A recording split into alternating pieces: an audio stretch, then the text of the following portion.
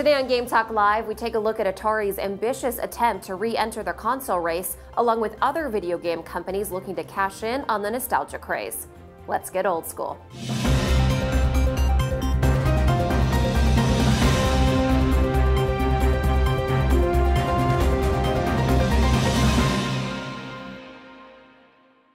I'm Mandy Roman, and welcome to Game Talk Live, where we discuss the biggest video game news of the day, live with help from our chat audience. Joining me now are three expert guests to discuss these gaming topics and more. First up is Roarke. Roarke Boes is the director of content for Omnia Media and producer of original animated gaming content for ArcadeCloud. You can find him hosting VRcade every Tuesday at 1 p.m. Pacific on twitch.tv/ArcadeCloud. Hi, Roarke. Hi, Maddie. Thanks for having me back. Also joining us is Carsillo. He's been a games journalist for the last 10 years with 555 career reviews to his name and is currently a writer over at Machinima Studios. You can also typically find him acting or hosting on Machinima's Dankfire and action figure comics pages. Hi, Ray. Hey, Mandy. How's it going? Good, thanks. And also joining us today is Kohler, a features editor at Kotaku, author of the books Final Fantasy V and Power Up: How Japanese Video Games Gave the World an Extra Life, and the host of Kotaku's retro video game show Complete in Box. Hi, Chris. Hi, Mandy. All right, guys, Atari is forcing its way back into the console race with their newly crowdfunded AtariVCS, raising over $2 million within the first 24 hours on Indiegogo. The new box looks to bridge the gap between modern and retro gaming. So, is this console for gamers jonesing to play their favorite retro Atari titles or those looking for a new console of today? Roarke, what do you think? I don't know. I mean, I think that I've heard from these guys as well, sort of a similar sentiment. I don't know who this is for. It's, sure, like, the aesthetic is cool, but it's not hard to find ways to play these classic Atari games. They're readily available in various other formats, including previously released Atari sort of mini-type systems, as well as all over the internet and collections online for all the modern consoles. So I'm sort of failing to see how they're entering the race and what they're bringing to the table here that's offering us anything better than what we currently have or different than what we currently have. Right. Is the retro look and upgraded hardware enough to compel buyers? I mean, Ray, what do you think? So far, there's over 9,000 backers on Indiegogo. Well, I'm sure those 9,000 backers are really excited about it, but I don't know about anybody else. Yeah. I mean, sure, the retro look is going to be great there's going to be some collectors out there, of course. But I don't really see this as being a platform that can compete with everything else that's out there right now. I mean, and again, going back to Roarke's point, it doesn't even have games that are really hard to get. So when you're going even against other classic systems like the NES Classic or Mini or the SNES Classic Mini, it doesn't feel like there's anything really special about this aside from the wood paneling. And to me, yes, there will be a few collectors out there who are gonna want to snatch this up. But aside from that, I don't see anybody really getting all that excited about this. Right.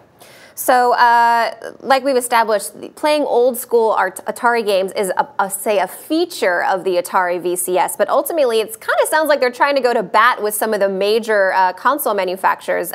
So, Chris, how is Atari kind of putting themselves at risk by launching a new console? We've seen other console creators, say the Ouya or Gizmondo, try to go to bat with, say, Microsoft, Sony, and Nintendo, but they've all fallen short. So, what do you got?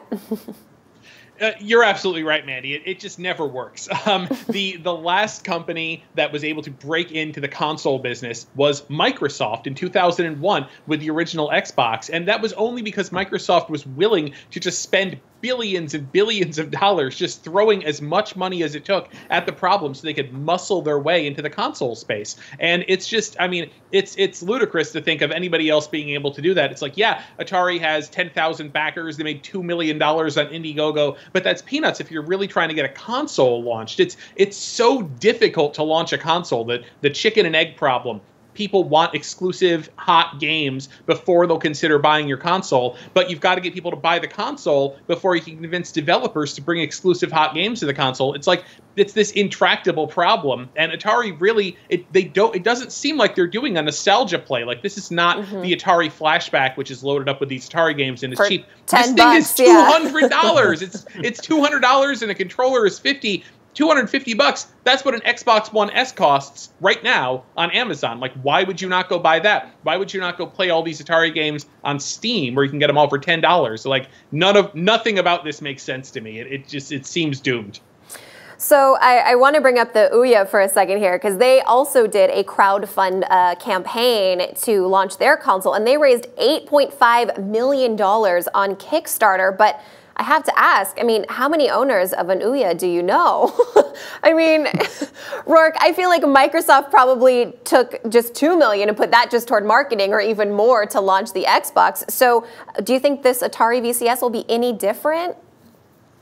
It's going to look lovely on a shelf, right? It's got that wood paneling. Mm-hmm. Other than that, I don't really know what you do with it. I mean, and to go to the point made previously about people want a reason to go to the system. Look at how fanatic the Xbox and PlayStation and Nintendo audiences still are. And they fight each other all the time over, well, we have this exclusive or you have this exclusive. And I just don't see them doing that. I haven't heard any news of that being a part of what they're trying to do. And if you look back at the last time Atari attempted to launch a system with the Jaguar, their top 5 selling games on the Jaguar were Tempest 2000, Gorf Classic, Iron Soldier, Alien vs. Predator, and Highlander. Do you think that they've learned a lesson from that, or are we going to be thrown more games people don't really want? That's a good question. So speaking to exclusives on the console, there are partnerships announced with 14 independent game studios, but no titles have been announced, with no major kind of AAA devs on board. Should this worry backers? Ray? Oh, definitely. I mean, this is definitely an issue if you don't have any major AAA third-party developers backing your system. I mean, even going back to the Ouya, that had indie developers for it, too. I mean, that's where Towerfall actually started, which was a fantastic game, and then obviously it died, but it was so popular on the Ouya, the one really good game for that system, that it ended up getting ported to Xbox and PS4 and actually had a really nice life. Yeah, it's nice to see that. I mean, for these indie developers who don't have a lot of money, a lot of experience, for them, this is a chance to kind of show off their chops and maybe get to play with the big boys. If you're a backer of this, that's not enough to really entice me to offer up any sort of money, and especially going back to Chris's point, this is going to be $200. That's a lot of money to drop on a system that's going to have no third-party support at this point, in a few indie games and Atari classics. It's just not enough to entice people, and I would be very, very worried the fact that I'm not hearing names like Bethesda or Ubisoft or EA surrounding this system right now, meaning that it might already be dead in the water. So, Chris, can a console be carried by indie and retro titles? No. Flat out. The answer is no. Yeah. What else can I say here? Yeah, I mean, it's just, and also, I mean, what we haven't even really talked about yet is just like the fact that this is a crowdfunding project. They're not even planning on shipping this thing for a year. 1,000,001 things can go wrong with hardware. If in the year 2018 you are spending $300 to crowdfund a piece of hardware, just like, bless your heart. Like, I hope it all works out for you. But I mean, the streets are just littered with like crowdfunded hardware projects that don't ship significantly different than they were promised, are flimsy and broken. It's such a risk to crowdfund a piece of hardware. I mean, to crowdfund a game too, but like hardware is like that's a totally different thing. I mean, that brings me to my next question. There is literally no inventory right now of this product. I mean, the Indiegogo is raising funds to manufacture and test probably before even going into full production. All features and interfaces are subject to change. Roarke, does this raise concerns for you? Are we doomed to see a release like years down the road because of the testing that probably has to happen for this to even come to fruition? I mean, I think you probably could have just stopped it doomed. I think they're doomed. I don't know what. It's like grim reality on this show. It is. Look, I mean, I like Ray, who's playing through the classic Mega Man games. Would I have bought a Switch just to play classic Nintendo games, even though they hold up substantially better than classic Atari games? No. I mean, I think that it's a lovely idea to try and capitalize on the aesthetic nostalgia of what the system itself looked like physically. But even based on their own promotional trailer they released, I didn't see anything that was really drawing my attention. I didn't see modern PC games allowing you to do mods. I didn't see graphics that were matching what we're seeing on PlayStation or Xbox or even the Switch. I'm just kind of lost at what they're getting at here, other than people trying to back a mystery hardware with a cool case. And speaking to PC, is the Linux architecture a big selling point then for the Atari VCS? I mean, VCS touts an open Linux architecture, meaning you could theoretically load up your own software or even your own operating system and go your own way, right? Do you think this will be kind of the reason people have backed it or will back it?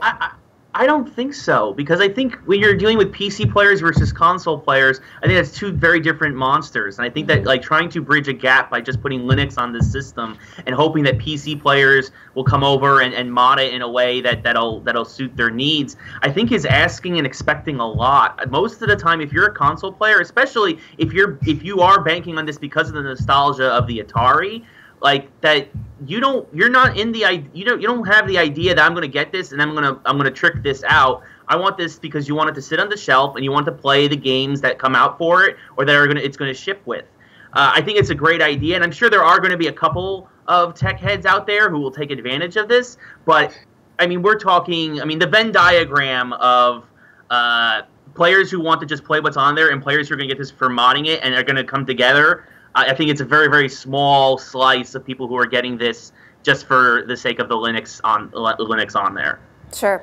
And speaking, who is this core audience, do we think, that is backing the console? I feel like most of those purchasing for nostalgia reasons are probably in their late 40s, early 50s, who likely have the disposable income to throw at it and kind of not be concerned about seeing a return on their backing for some time. I mean, has Atari potentially circumvented the instant gratification audience, Chris? Yeah, well, I mean, the product that we've mentioned, the Atari Flashback, already exists, right? You can go into a store and just buy a little thing that looks like an Atari 2600. It's loaded up with Atari 2600 games. Can't add more software to it. Yeah, definitely there is a group of people out there. They are probably a little bit older right now. They are 40s, 50s, because if you grew up with Atari in the 70s, I mean, that's kind of where you're at right now in your life. But like, that group, I feel, is not nearly as strong as, say, the group of people right now who, have this nostalgia for Nintendo products and are making the NES Classic such a success. Because the NES Classic, the Super NES Classic that Nintendo have done, I believe, have outsold, the Atari Flashback systems by quite a bit. So, like, there's definitely an opportunity there. I think that as the years go on, the opportunity for Atari to cash in on Atari nostalgia is fading out. Because you have that group of people that grew up with it, but they're getting older, and they're less and less likely to want to buy products like this these days. Right. And throwing one more strike against this console, I have to bring this up because a statement on the campaign story mentions, quote, access the internet for updated online multiplayer experiences and to browse, download, or stream more favorites. And then there is an asterisk at the end of that statement, which mentions a subscription is required for advanced services and cloud storage. Roarke, is this going to doom the console? Is this where doom needs to come in? I mean, do you think consumers are going to be willing to shuck out another, say, $9.99 a month for hypothetically another monthly gaming service? No, I don't think that that's what their problem is. I mean, that's actually the one thing they're on par with the rest of the major consoles for, is that they all pretty much have a subscription service that you have to pay for on a monthly basis to get the full access to everything you want out of that console. But really, the big problem here, as Chris and Ray have mentioned, you compare this to the Xbox coming out in 2001. The Xbox had third-party support from AAA titles. They were coming out with original exclusives like Halo, and we all know how well that went. They were making it an appealing purchase, because if you didn't purchase it, you were going to miss out on something substantial in gaming. This, they're just saying, it looks cool, let's see what happens. Yeah. Ray, is this them just throwing spaghetti at the wall and hoping something sticks? Yeah, I mean, it's like Roarke said. It's just kind of standard now. If you're releasing a console, that you can charge a few bucks a month to get online access. But I mean, again, I just don't see people playing Atari games in online multiplayer. I just don't see that happening. I mean, yeah, if they at some point can get a major third party on board, then obviously they need it, because most everything that the third parties are developing nowadays are going to have some sort of multiplayer component. But if I'm an Atari fan, if I'm just buying this for nostalgia, like, I probably don't even care about the online aspect. I'm probably not even going to worry about subscribing to this because that's not what I'm getting the console for. I mean, it really is it's trying to hit a lot of different check marks and a lot of different boxes, but it just seems to be missing the mark with everything by trying to do almost too much in a way. Mm-hmm. All right, Chris, would you buy the Atari VCS, and for what price? Oh yeah, because I'm a big idiot. I don't know. I'm a video game collector, so I just love buying, you know, all kinds of fail. I have an Ouya. I got an OnLive. I have 2 Gizmondos. My garage is littered with failed consoles. So I'll buy it, but I'm the worst possible person to ask. But I'm gonna buy it when it's like $50, which I really think it will be. I'm just looking at this. Again, I'm just sort of dumbfounded as to how this could possibly go anywhere. All right, Ray, would you buy it, and for what price? No, I wouldn't buy it at all, so I don't even care what the price is. I love retro games. $1. I'm going to do the Price is Right thing. I'm going to say $1. That's it. That's my bid. No, I mean, I love retro games. I mean, again, I got my Proto Man shirt on, my Mega Man headphones, but anything before the NES, I just don't think those games are so easily accessible now through emulators on your phone or any other way. And there's nothing else about this system that appeals to me because there's no support third-party wise or indie wise in terms of what we know about games that I might even be interested in. So I have no interest in buying this. I can go find some wood paneling somewhere else and just staple it to something in my house to get that appeal. And yeah, I would not buy. I would buy it for $1. $1. That's my price. All right. Chris is going to shell out the money. Ray's going to only pay $1. Roarke, what are you going to pay, and will you get one? You know, I too am not wise when it comes to spending my money on these things related to retro gaming. I think I've bought the original 6 Mega Man games. I counted the other day after the Switch. I think I've bought them 21 times in different variations. So, you know, it is what it is. But I would say that I would probably buy it, but I would like a price point somewhere between $50 and $100. Okay. There's just too many question marks for me to commit to paying the price of what would be considered a full modern console. So far, it just doesn't stack up with PlayStation, Xbox, Switch in any way whatsoever. All right, 50 from Chris, $1 from Ray, 50 to 100 from Roarke, and I don't know about me yet. I feel like I don't need this, but I'm kind of in the same boat as Ray. All right, guys, we're going to take a quick break, but stay tuned. We'll be looking at what might be Nintendo's next effort to cash in on nostalgia in just a moment. We'll be right back. Hi, my name's Todd. We're going to be playing some H1Z1, and a lot of you out there are going to be able to win some prizes by guessing when our guests die. Sasha, are you ready to go play some H1Z1? Let's do this. I think we've seen this story before. We got a lot of guests tonight from all over the world. They're competing for a trophy, our Champion of the Night prize. Which one of you is going to be the best player tonight? Anybody that comes in my way is done. Get a helmet, get a backpack, get a rifle. Kill everyone. Kill that person. Engage. Kill. Oh my God! I give the people what they want to see. Oh my God! Oh wow, he took a big hit. He got a gun! Can you throw me in like the Norwegian server or like someplace where they're just not gonna find me? No. Did I die first? No one's died that early in the game ever.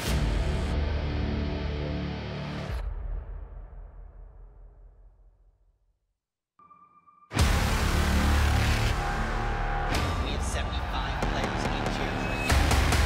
Let me hear you make some noise.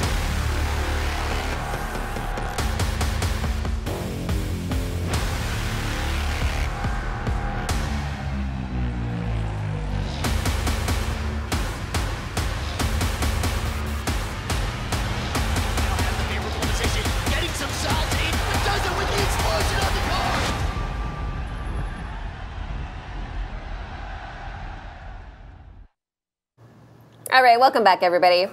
Well, Atari is attempting to bring a new console to the market. Nintendo has brought about a number of mini console reboots. With their success in selling out of these consoles quickly and consistently, are we destined to forever be at the mercy of Nintendo's intentional scarcity tactics? Chris, start us off. Well, I disagree that Nintendo does intentional scarcity. I understand that a lot of people think this is what they do. Nintendo is really just a very conservative company, and they really hate to over-manufacture anything. They hate the idea of having to clearance things out or be stuck with inventory or a warehouse full of stuff. So they tend to really lowball. But with the NES Classic, I think they were really caught off guard. I don't think they should have been, because I think that they should have seen that it was going to be way more popular than it was. So hopefully, I think, you can go onto GameStop.com, I think, now and order the SNES Classic. So that's sort of in an in-stock situation. The NES Classic is coming back at the end of this month, and so that's going to be that really should be back on shelves as well. But Nintendo, I don't think that we've really seen how popular these things can get. Again, to go back to the Atari flashback, I mean, sometimes you can go to Bed Bath & Beyond and see a wall of those things that people are buying as they're like leaving the store, just tossing one into their cartridge or into their shopping cart for a Christmas present. Better. It feels fitting. Yeah, and I can't wait until, like, if Nintendo is smart, they'll get to the point where there's just tons of these things in stores, sitting in the checkout aisle at Bed Bath & Beyond or whatever, because they can just keep selling millions upon millions of these if they can manufacture enough of them. They've really hit something. They've entered into this market, this little, this tiny retro console market, but they've just done such a great job with it. And I mean, I personally, everybody's talking about N64 Mini, is what they want next. I don't think that's the right move. I think Game Boy Mini, the Game Boy Classic Edition, a Game Boy preloaded with like Tetris, Pokemon, and then it doesn't even matter because now it's already going to sell 10 million units. I think that would kill. Yeah. Ray, do you see a future where Nintendo is just available at Bed Bath & Beyond for $10 and then you use your 20% off coupon and all is well in the world? Yeah, I mean, I kind of do. I'm kind of with Chris that, like, that's the... I think that if Nintendo is smart, they can definitely capitalize on. There's so much beloved titles from that era, from the late 80s, early 90s, that if they're smart and if they keep up with production, I think that everybody who's even not a gamer, like my sister's not a gamer, but she would still probably pick up an NES Classic Edition if she saw it, because even she has a couple of titles that she enjoyed. Because growing up, our generation, like, everybody played Nintendo or Master System or something and, like, was familiar with this. But Nintendo especially, because their characters were able to permeate the market like no other. I mean, God, I remember the Super Mario Super Show, watching that after school at school on the way home, after school on home. And, like, Mario was everywhere. Everybody knew who that was, and everybody had played that game would want to re-experience that. I mean, I think that right now, especially as the average age of the gamers continues to slowly increase, and you're starting to see now that, like, what used to be an 18 to 34-year-old demo as a target is now kind of turning into a 35 to 55-year-old male demo to target, and pandering to those of us who may have difficulty growing up. Again, a 33-year-old here wearing a Proto Man T-shirt. I think that this is something that Nintendo can kind of ride the coattails for a very long time if they're smart. Because there's just so many great memories that we're all just willing we want to relive again. And I think that if Nintendo's smart, they could definitely easily be everywhere and anywhere they want to be and make a profit. So, according to Nintendo, the Classic series, meaning the NES and SNES Classic, is not made to compete with the home console market. So, does that mean that they'll compete directly with, say, virtual console sales? Roarke, what do you think? No, I don't think they will. I mean, I think that you're seeing such a limited catalog on these. It was at 21 games on one of the systems and 30 games on the other system, that there are so many games in those libraries still to dive into. I tend to agree that the Game Boy would be the better choice next. If you give me Mario and the search for the 6 golden coins, that's really the only game I would need in addition to Pokemon and Tetris. So I'm on the same page as far as that goes. But I think to go to Ray's point about the nostalgia factor, everybody played Nintendo, I also think it's important to point out the difference between the nostalgia for Atari games and the nostalgia for NES games. The difference is that Nintendo games hold up. I can play games with my 5-year-old niece, and she loves them. They're beautiful, they're colorful, they're challenging, there's a lot going on, there's actually depth to these games. An Atari game is effectively just colored pixels moving around the screen. So there's a huge difference between a game that actually really took advantage and maximized what was available to it in the 8-bit era and something where it was essentially developers playing with how can I move these colored squares around. So, moving away from Nintendo for a moment, there have also been rumors about a possible PlayStation Mini that might be announced as early as next week during E3. So, does PlayStation have that same nostalgia vibe that we've been talking about that led to the success of the Nintendo Minis? Chris? Well, not to, well, I'm going to throw a little bit of cold water on this rumor because where this came from was somebody asked a Sony executive, a PlayStation executive, and said, hey, Nintendo is doing these mini consoles, Sega's doing a mini console, are we going to see a mini PlayStation? And he responded with it was just like, we're always having conversations about how we can use our old games, and there's a variety of ways to do that. So, and from there, people were like, oh, that's it, they're making a PlayStation Mini, but he really didn't say anything about that. Now, do I think that they should? Absolutely. I think that the success of the Nintendo devices has absolutely proven that Sony can do something similar. I think it's going to be a lot tougher challenge for Sony to do that if they want to do that because, with the Super NES, you can come up with a list of 20 games that are very important to everybody who had a Super Nintendo. With the PlayStation, there were just thousands of games on this thing, and the PlayStation experience was very, very different for everybody, whether you were living in the US or Latin America versus Europe versus living in Japan. The 20 games that you would consider to be essential on the PlayStation might be wildly different from somebody in a different territory or just somebody living down the street from you. PlayStation just meant so many things to so many different people. And to pick out 20, 30 games to put on a device like that, that's going to be a big challenge for Sony. And I'd like to see how they try to tackle that. Yeah, I mean, and will it be 20 to 30 games? Because I think about kind of the technical limitations maybe of hypothetically, a PS1 Mini. Roarke, how many games do you think it would include?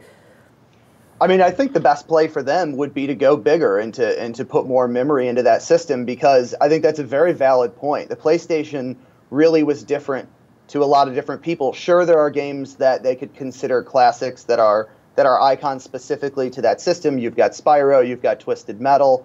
There are games that I think would be no-brainers, but I think a way they could help differentiate themselves from the ultra power of Nintendo's nostalgia, where I do think they reign supreme in the game nostalgia space, is to come out with a PlayStation and say, hey, we've got 50 games or 60 games on it. Cameron in chat says, or just make my PS4 backwards compatible. Well, you'd have to go backwards quite a ways if you get a PS4. I think Cameron is right there that what I'd really like to see, I mean, Sony has released, in Japan on the PlayStation 3, I think there are over 1,000 PlayStation 1 games that you can play on your PS3 and download. There's a lot of them on the Vita, there's a lot of them on the PSP. Not on PS4. And I think that would be a great thing that Sony could do, was just open up the floodgates and let people put their PlayStation 1 games on the PS4. I think that would be fantastic. Yeah. I think the other problem with the Sony PlayStation Mini is that you're already seeing remakes of so many of these classic PlayStation games now. Final Fantasy VII, we've seen a reboot of Tomb Raider, Spyro is getting a remake. So I think Sony is already kind of shooting themselves in the foot a little, because if they were to make a PlayStation Mini, they've already tapped into a lot of the third-party library, at least with obviously Square Enix with Final Fantasy VII and Activision with Spyro. These classic games are already being remade, and people are already pre-ordering and already have $60 ready. Take my money, please. They're already ready for this. So I don't think they need to do a PlayStation Mini if they continue to go this route of just remaking all those old classic games from that era. Well, Ray, I must say, I will believe Final Fantasy VII Remake when it is actually playable. So I feel like that has been a long time talking about that title. But speaking to Final Fantasy VII, name one title that would absolutely have to be included on a PS1 Mini. Roarke? Ooh. Like for you personally. For me personally, I would say Twisted Metal. All right. Ray? Tomb Raider. Okay. Chris? Final Fantasy VII.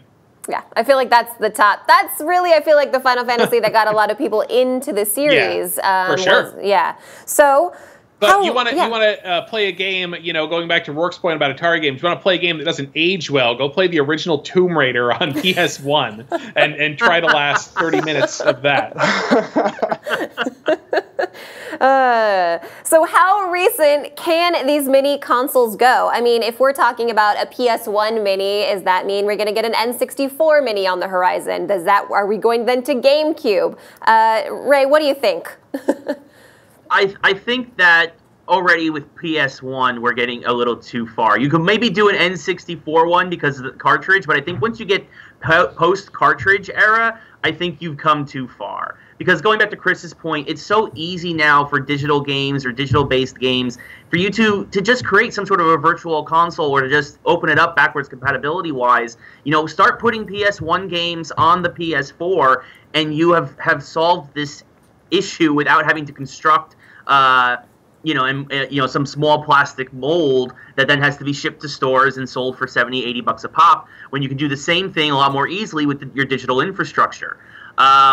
So I don't think we can go much farther than we already have with the idea of minis or classics, because I think that it's still easy now to get your hands on those kinds of games. I think if the game companies were smart, they would just digitize them and put them on their store and sell them virtually. Mm-hmm.